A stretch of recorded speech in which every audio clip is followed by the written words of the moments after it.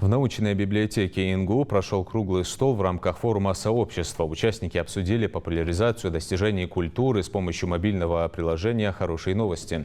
Модератором выступил Никита Анисимов, первый заместитель председателя комиссии Общественной палаты России по вопросам суверенитета, патриотическим проектам и поддержки ветеранов. В приложении «Хорошие новости» размещают верифицированный контент, собранный из проверенных источников. Пользователи получают персонифицированную по интересам информацию, создают собственный позитивный контент и делятся понравившейся информацией в своих соцсетях. Проект реализуется при поддержке Общественной палаты и содействии Президентского фонда культурных инициатив. Хорошие новости в приложении про достижения России и россиян. Поэтому почему его нужно скачать? Ну, для того, чтобы понимать, куда двигается наша страна, да, во всех сферах.